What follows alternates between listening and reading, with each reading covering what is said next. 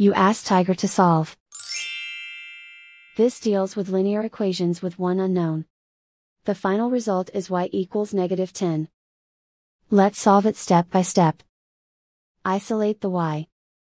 Multiply both sides by inverse fraction 5 over -2. Move the negative sign from the denominator to the numerator.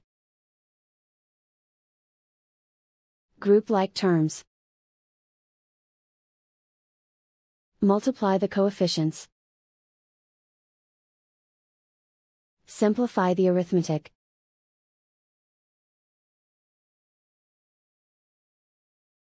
Move the negative sign from the denominator to the numerator. Multiply the fractions. Simplify the arithmetic. And so the final result is y equals -10.